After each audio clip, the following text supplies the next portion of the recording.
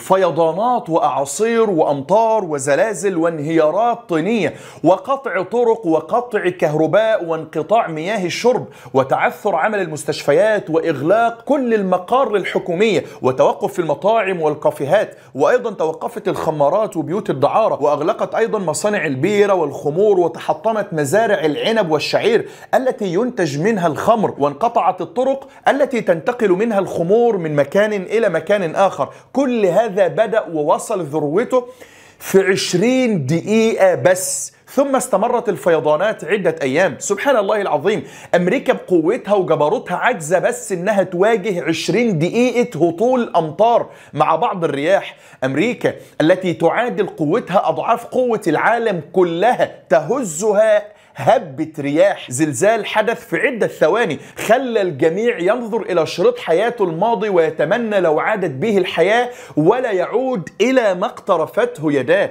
وبعد انتهاء الكارثة يعود الإنسان إلى ما كان عليه، بل ربما أسوأ.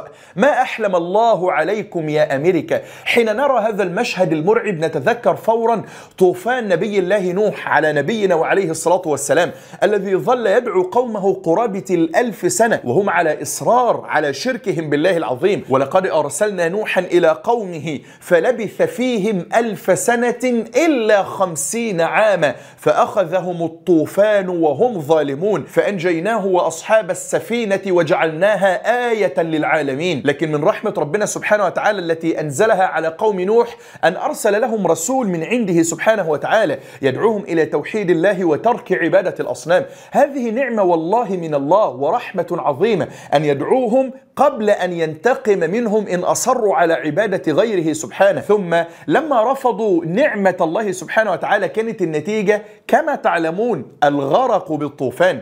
ثم قال الله في وصفهم في القرآن الكريم وهو يحذر قريش بما حدث لغيرهم من الأمم وفي ذلك عبرة، فيقول سبحانه وتعالى: ألم يأتهم نبأ الذين من قبلهم قوم نوح وعاد وثمود وقوم إبراهيم وأصحاب مدين والمؤتفكات أتتهم رسلهم بالبينات فما كان الله ليظلمهم ولكن كانوا أنفسهم يظلمون. واحد بقى ممكن يسأل سؤال ويقول: وهل البلاد الإسلامية الموحدة كما تقولون لا يأتيها الطوفان والزلازل والعواصف؟ وما زلزال تركيا وسوريا عنا ببعيد؟ الإجابة أبسط مما تظن. هناك فرق كبير جدا بين أن يأتي أمر الله وأنت على التوحيد أو أن يأتيك أمر الله وأنت على الشرك. في فرق كبير أن يأتي قدر الله على أمريكا وهي ظالمة للعالم كله، أو أن يأتي أمر الله سبحانه وتعالى على بلد مسلم موحد بالله الواحد الأحد.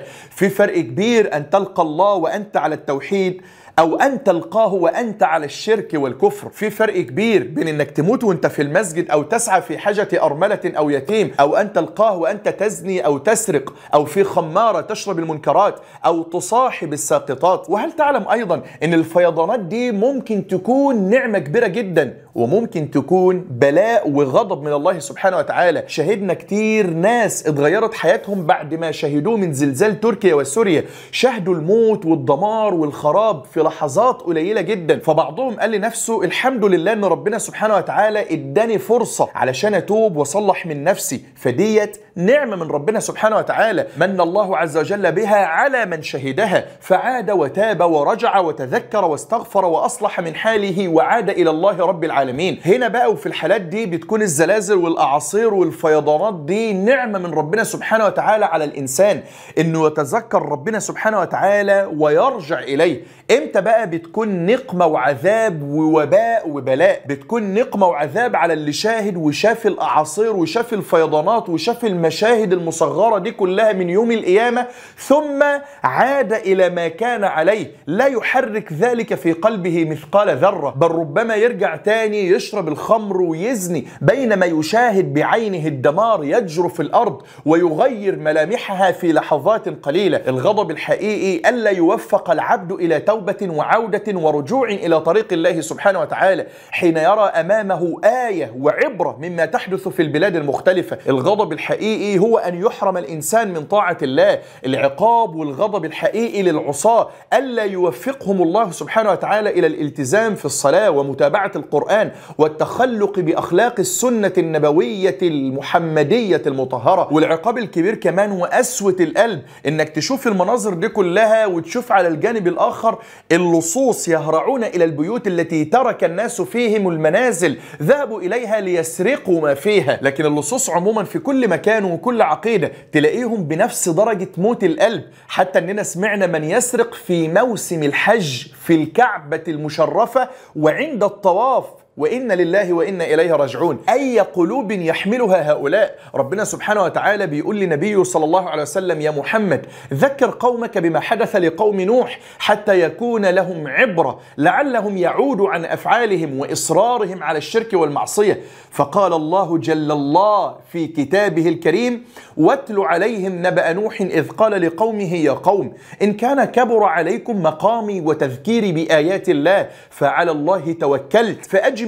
أمركم وشركاءكم ثم لا يكن أمركم عليكم غمة ثم اقضوا إلي ولا تنظرون فإن توليتم فما سألتكم من أجر إن أجري إلا على الله وأمرت أن أكون من المسلمين فكذبوه فنجيناه ومن معه في الفلك وجعلناهم خلائف وأغرقنا الذين كذبوا بآياتنا فانظر كيف كان عاقبة المنذرين. والله يا اخوانا احنا محتاجين ناخد الدروس والعبر من اللي بنشوفه قدامنا كل يوم. كل يوم بنشيع ناس وأحباب إلى القبور وأسباب الموت مختلفة، وبرغم كده بنلاقي قسوة في قلوبنا لدرجة انك بتلاقي ناس ماشية حتى في الجنازة تتكلم في التليفون أو مع اللي جنبها، بل أحيانا بتتكلم في غيبة ونميمة أثناء المشي في الجنازة اللي هي أصلا المفروض بتكون للعظة والعبرة. وأحسنهم حالا ما زال بيتحدث عن أمور دنيوية تافهة وبالية. هذا محروم من لحظة اعتبار ربما تكون سبب في توبته واستغفاره. وكتير مننا لما بيموت له حد بتلاقيه بعد الجنازة على طول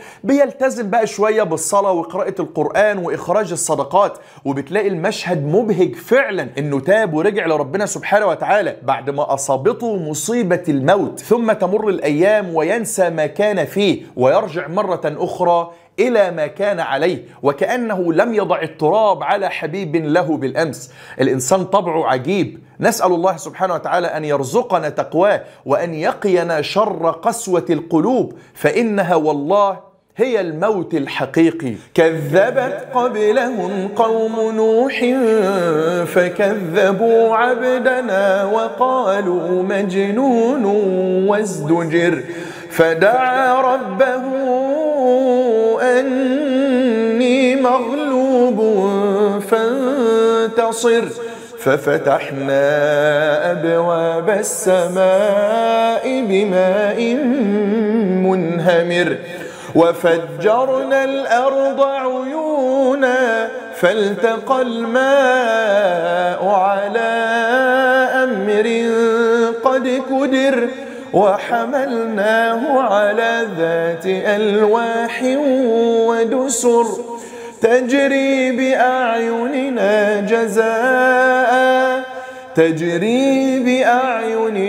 جزاء لمن كان كفر ولقد تركناها آية فهل من مدكر فكيف كان عذابي ونذر. وسبحانك اللهم وبحمدك أشهد أن لا إله إلا أنت أستغفرك وأتوب إليك. أحبكم في الله والسلام عليكم ورحمة الله وبركاته.